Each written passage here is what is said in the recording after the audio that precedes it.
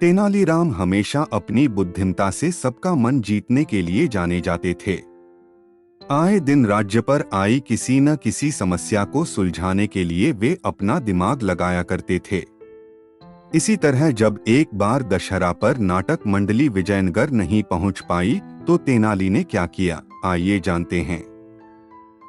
काशी की एक नाटक मंडली हमेशा दशहरे से पहले विजयनगर आया करती थी।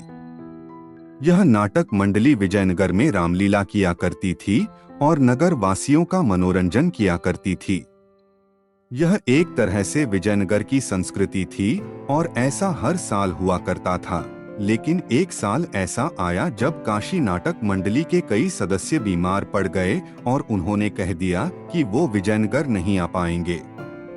यह सुनकर महाराज कृष्णदेव राय और सारी प्रजा बहुत उदास हो गई। दशहरे को अब सिर्फ कुछ ही दिन बाकी थे और ऐसे में किसी और नाटक मंडली को बुलाकर रामलीला का आयोजन करवाना बहुत मुश्किल था। दरबार के मंत्रियों और राजगुरु ने आसपास के गांव की नाटक मंडली को बुलाने की कोशिश की, लेकिन किसी का भी आ पाना बहुत मुश्किल था। सबको निराश देख तेनालीराम ने कहा, मैं एक नाटक मंडली को जानता हूँ। मुझे यकीन है कि वो विजयनगर में रामलीला करने के लिए जरूर तैयार हो जाएंगे। तेनाली की यह बात सुनकर सब खुश हो गए।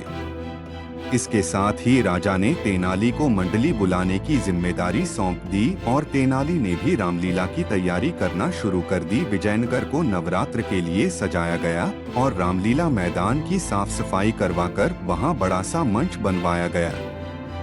उसी के साथ मैदान पर बड़ा सा मेला भी लगवाया गया।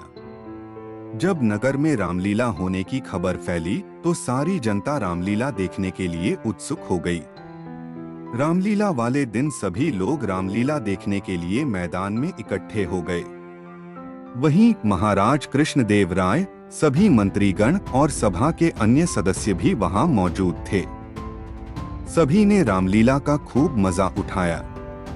जब नाटक खत्म हो गया तो सभी ने उसकी बहुत तारीफ की। खासकर नाटक मंडली में मौजूद बच्चों की कलाकारी सभी को बहुत पसंद आई थी।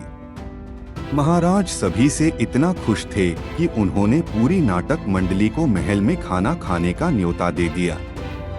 जब पूरी मंडली महल आई तो सभी ने महाराज, तेनाली और अन्य मंत्रीगण के साथ भोजन किया। इस दौरान महाराज ने तेनालीराम से पूछा कि उन्हें इतनी अच्छी मंडली कहां से मिली। इस पर तेनाली ने उत्तर दिया, ये मंडली बाबापुर से आई है महाराज। बाबापुर? इस जगह का नाम तो हमने कभी नहीं सुना। कहाँ है ये? महाराज ने आश्चर्य से पूछा। यही विजयनगर के पास ही है महाराज।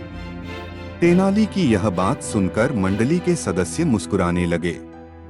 इस पर महाराज ने उनसे मुस्कुराने की वजह पूछी तो मंडली का एक बच्चा बोला, महाराज हम विजयनगर के ही रहने वाले हैं। इस मंडली को तेनाली बाबा ने तैयार करवाया है और इसलिए हमारा नाम बाबापुर की मंडली है। बच्चे की यह बात सुनकर महाराज सहित सभी लोग ठहाके लगाने लगे। कहानी से सीख बच्चों, इस कहानी से हमें यह सीख मिलती है कि ऐसी कोई समस्या नहीं है जिसे दूर न किया जा सके। बस इसके लिए संयम और बुद्धिमानी से काम लेने की जरूरत होती है, जैसे इस कहानी में तेनालीराम ने किया।